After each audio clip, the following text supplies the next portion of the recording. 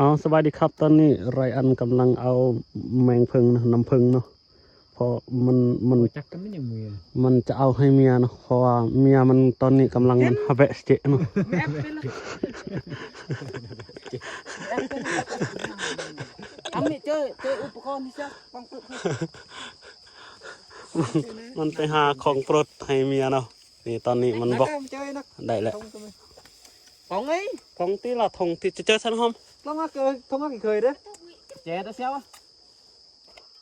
อันนี้ฮอตแล้วเนาะน้ำพึงนี่คือน้ำพึง สักกระดึงกระเด้ปะดึงเจ๊เดิมปอเลยลองเจอคณะมัน อามอนไปโกจักกระนามาบอกกี่กระนา น้ำพึง เรียบจ้อง น้ำพึงเด็ดแล้วเหรอ แยกตัวโจอาตาเนาะ ฮะ เยอะ เยอะ น้ำกลาง อันนี้คือดักกลางเนาะ หลังจักได้ มันจักเด้ จังไงต่อเสีย เฮ้ยน้ำพกอยู่ไว้ยิน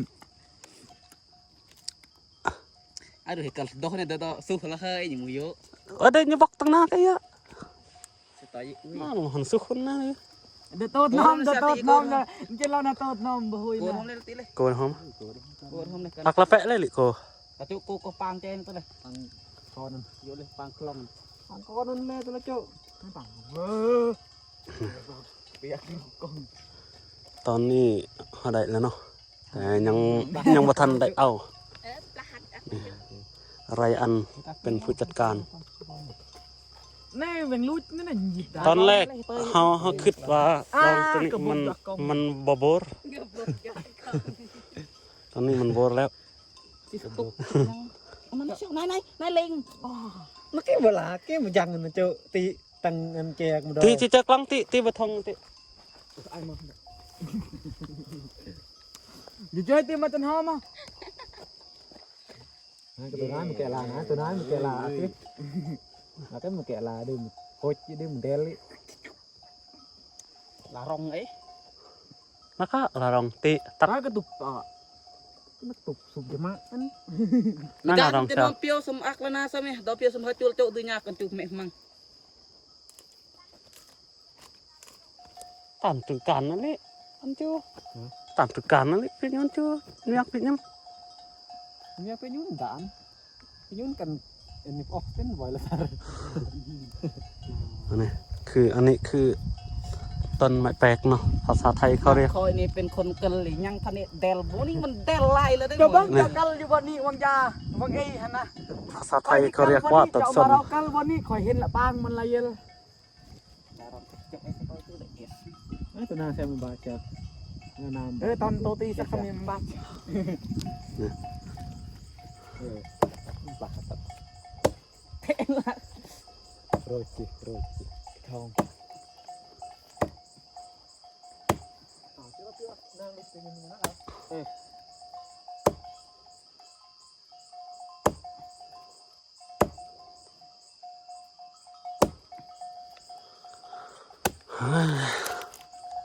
มึงกระจักลายเลยสีมืออะไรอัน บอกเยอะปะอุ้ยก็เดี๋ยวตอนเอาปกเติบเนี่ยจักเลยดิไอ้ลิปกเติบไอ้จะนี่นักแวลิปกเติบ หอมกะที่จันปอยยันไรฟร เสียต่อเลยนี่ ไอ้อุ้ยไอ้ไตของไงที่อุ้ยที่ปรจันปอยยันไรโลลักวงนะครับอุ้ยลักโลลักตุ๊ด tê một cam một chút chào ฮะ tê một tạt ác cái vòng cam một chút เลย lên ไอ้นักไอ้ส้มตีเนาะใช่ bột nó bột nó bây ย่าไตได้สมตีสนอนไหนเราจะทัดอักแล้วเจ้าแอลิกระเอดินเล็ดลัง พยางด้วยจันหอมพยางมาเจอมาดิน อีบรอดปีนมา ดูนเล่นก็ไปดูนี่จักตั้งนานยังไง ดูนี่ซ้อนหมอนมุยแล้ว เฮ้ยยันตัวเต้าตัวเหินจักอะ ตัวเต็มตรงเลยไม่อยากตัวเต็ม อ๋อแค่นี้ก่อนนี่ผู้จัดการทีม ว้าวก่อนแค่นี้สักว้าวก่อน นี่ปุ่นผู้กิน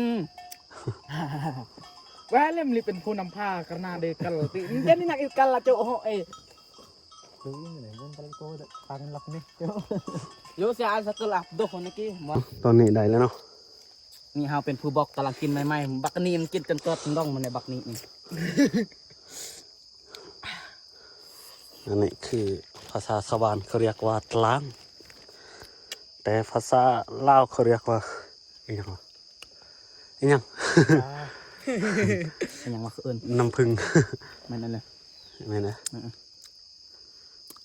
น้ำคลาง นี่เอาแค่นี้ก่อนเราจะกินก่อนที่เหลือเนี่ย